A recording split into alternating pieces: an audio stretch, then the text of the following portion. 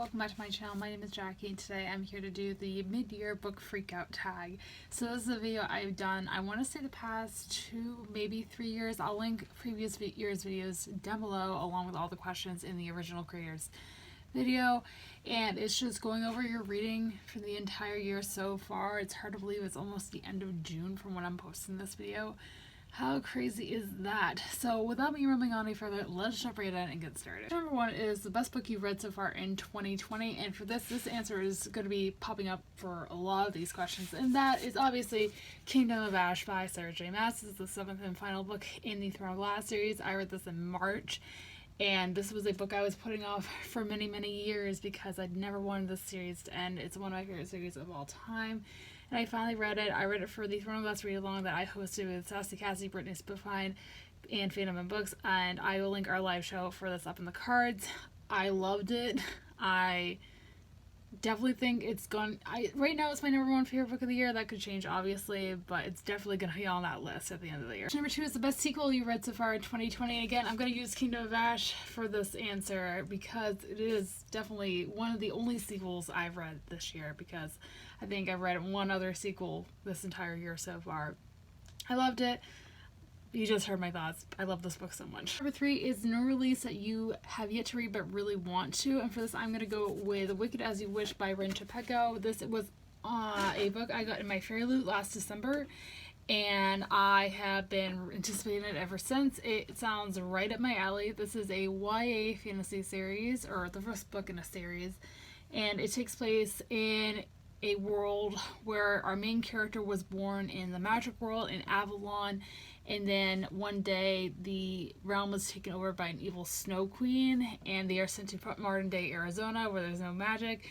I compared this as like Frozen meets Once Upon a Time, which sounds right up my alley. It came out in March. I have it on my TBR for this month. Hopefully I will get to it. Number 4 is your most anticipated release for the second half of 2020. For this, I don't have an answer because I haven't really been paying attention to releases coming out in the second half of the year. Please let me know any recommendations down below because I am looking for more. Number 5 is your biggest disappointment of 2020. And for this, I am going with The Only Child by Mai Sao. This is a book I read in February. It was an art copy from the publisher. This was one of my most anticipated releases of 2020, and I read it, and I gave it, I want to say I gave it a 3 out of 5 stars. I just did not connect with the story, and I was so mad because it sounded right up my alley. It is an adult thriller that follows our main character who lives in Korea, and she is given the opportunity to interview the most infamous serial killer in Korean history. And on the same day as that happens, her husband's daughter from a previous marriage shows up on her doorstep, and there's some mysterious circumstances surrounding that, and the story takes off from there. I would say if you're just getting into mysteries and thrillers, I would recommend it. I still somewhat enjoyed it, but I did call the plot twist pretty early on, so that's what kind of threw me off.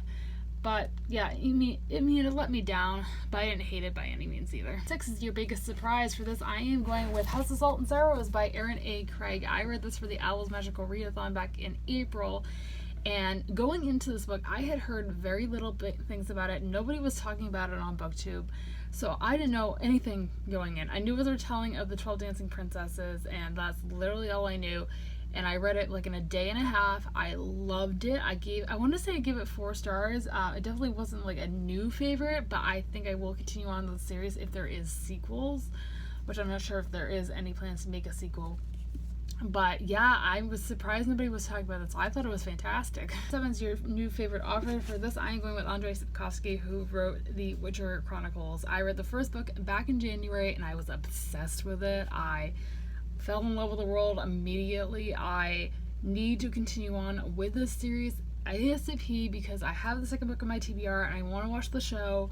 So yeah, I fell in love with the world. I love the author's writing style. I can't recommend it enough. 8 is your newest fictional crush. For this, I don't have an answer because most of the books with characters I fell in love with were rereads this year, so no answer just yet. Question number 9 is your newest favorite character. For this, I am going with Geralt from the Witcher series, again by Andrzej Sapkowski. I love Geralt. I know he's kind of got a morally gray attitude to him, but I really enjoyed his character in this first book. I'm really excited to see his character growth in the rest of the series. Yeah, love him. Number 10 is a book that made you cry, and for this I'm going with this chunker. Once again, I told you guys you'd see Kingdom of Ash on here a lot. I don't cry in books. Hardly ever. It takes a lot for a book to make me cry, and I sobbed my eyes out reading this book, which I kind of expected going in because it is the last book in the series I've been reading for over 4 years, and oh my gosh, it tore my heart out and put it back in and just repeated that cycle over and over again. I was a sobbing mess by the end of this book, but it was so good. Number 11 is a book that made you happy, and for this I am going with Come Tumbling Down by Sean McGuire. This is the 5th book in the Wayward Children series. This is a book I recently read in May, and I thought I was going to really enjoy it. I still really very much did.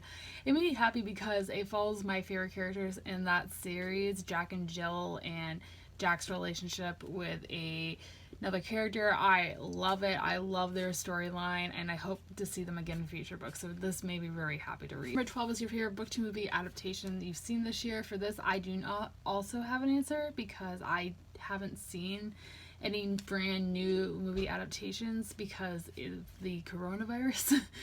So a lot of the books that were being turned into movies got pushed back because the theaters aren't open, which really sucks. I have rewatched a couple, but I haven't watched any brand new one. Question number 13 is your favorite review you've written this year, and I don't have an answer for this one either. I do write reviews on my blog. I would say probably the one I'm most proud of that I've written this year was probably my review of The Last Wish by Andrzej Sapkowski back in January, just because I enjoyed that book so much, and also Kingdom of Ash, that review as well. So probably those two are my favorite reviews I've written. Question number 14 is the most beautiful book you bought this year. Now, I wasn't originally going to pick this book, but it definitely is probably the prettiest book I bought this year, and that is the 20th anniversary edition of Harry Potter and the Order of the Phoenix by the author who shall not be named. I pre-ordered this back in January. I have collected every single book in this series in this edition since they were starting to be released. Harry Potter, even though the author has said some very terrible things, and I do not stand with that, and I cannot no longer separate the art from the author, unfortunately. It is still my favorite series of all time. It always will be. I love Harry Potter. I will address this in a vlog that you guys will be seeing next week from when I'm filming this video, where I'm going to talk more in depth about my future with Harry Potter, but I won't be buying any of these editions full price anymore. I will say that for now. Again, you guys will hear my full thoughts in that vlog next week, but definitely the prettiest book I bought this year. My question number 15 is, what books do you need to read by the end of the year? And that would be all of my books. Definitely the books I want to make my main priority for the next 6 months are going to be the books I made my top priority on my top 10 to read in 2020 list. The one I am currently reading that I'm loving is The Stand by Stephen King, so that I definitely want to finish that in the next few months. So those 10 books will definitely be my main priority. That is it for today's video, guys. I hope you guys enjoyed. If you did, be sure to give it a big thumbs up and subscribe not already. I post new videos every Monday, Wednesday, and Friday. Be sure to let me know in the comments down below what you guys have for answers for these questions that I would love to know. And as always, all my social media links are linked down below for you guys to check out if you'd like to follow me on any of those. And I'll be inside. I hope you guys have a fantastic rest of your day, and I will see you soon for another video. Thanks for watching. Bye.